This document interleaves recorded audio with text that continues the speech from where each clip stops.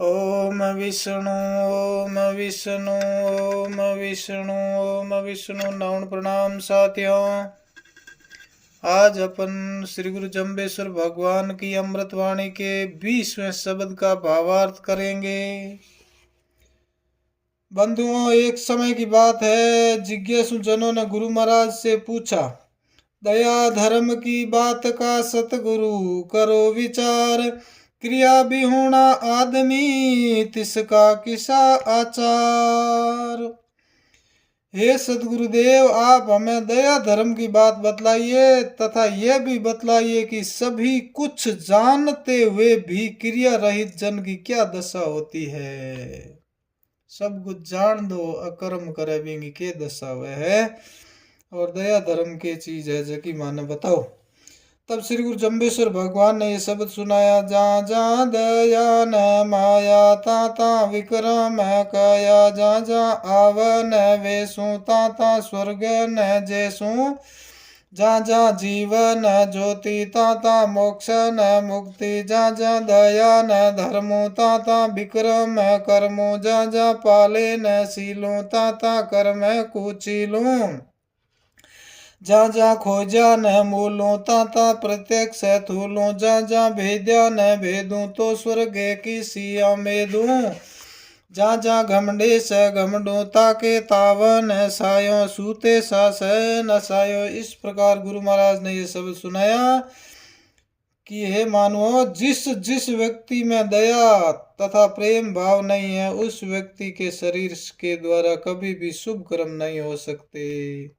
सदा ही मानवता के विपरीत कर्म ही होंगे। इसीलिए दया तथा प्रेम भाव ही शुभ कर्मों का मूल है।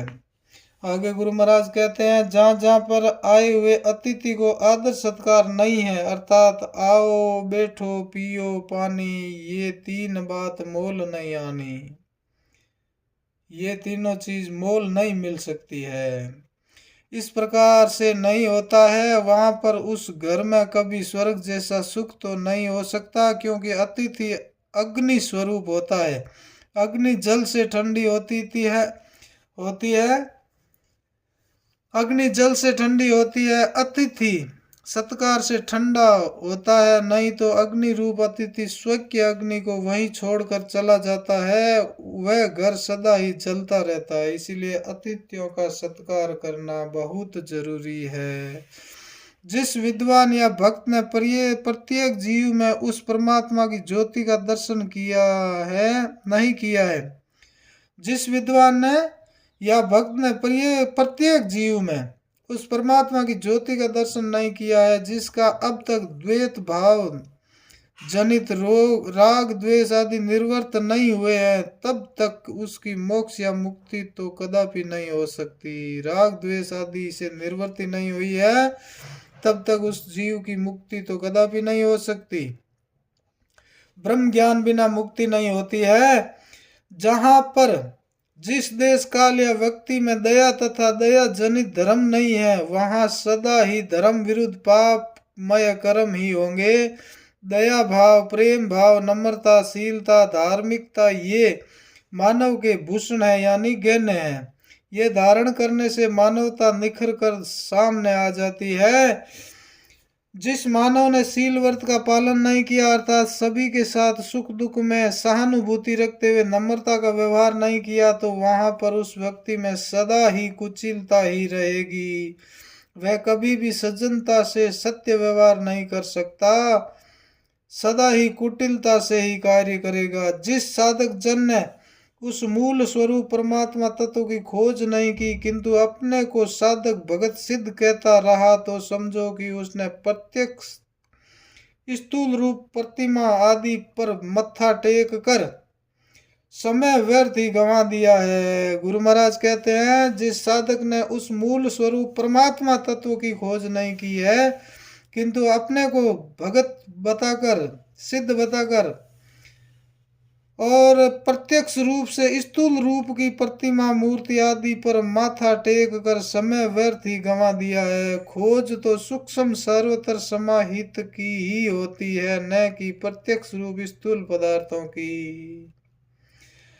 अध्ययनशील जिस पुरुष ने भी सत्य असत का सम्यक प्रकारेण निर्णय नहीं किया, वह ग्राह्य एवं त्याज्य का ज्ञान प्राप्त नहीं किया, तो उसे स्वर्ग सुख की इच्छा कभी नहीं करनी चाहिए।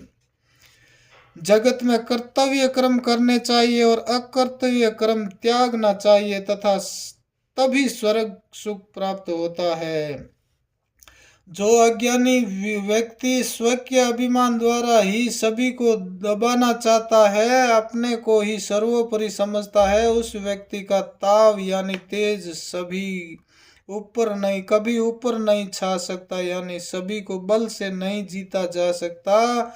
यदि किसी के हृदय में अपनी झलक छोड़नी है तो वह बल अभिमान से नहीं, किंतु प्रेम सजनता से ही संभव है। किसी के हृदय में अगर जगह बनानी है तो गुरु महाराज कहते हैं वो दबाव और बल अभिमान से नहीं, सजनता व प्रेम से ही संभव है। ऐसे अभिमानी पुरुष का श्वास तो निंद्रा के वशीभूत होने पर ही नष्ट हो जाएगा, अर्थात निकल जाएगा। अपने अभिमान से तो अपने प्रिय श्वासों को भी वह वश में नहीं कर सकता, तो अन्य प्राणी को वश में करना तो दूर की बात है। इस प्रकार गुरु महाराज कहते हैं प्रेम भाव ही सबसे बड़ा मूल है, मूल स्वरूप है। बोलिए श्री गुरु जम्बेश्वर भगवान की जय। बंधुओं, 21वें शब्द का भावार्थ अपन कल करेंगे। आप मेरे YouTube चैनल पर नए हैं तो इसको लाइक, सब्सक्राइब एवं शेयर जरूर कीजिए। बोलिए श्री गुरु जम्बेश्वर भगवान की जय हो। आज के आनंद की जय हो।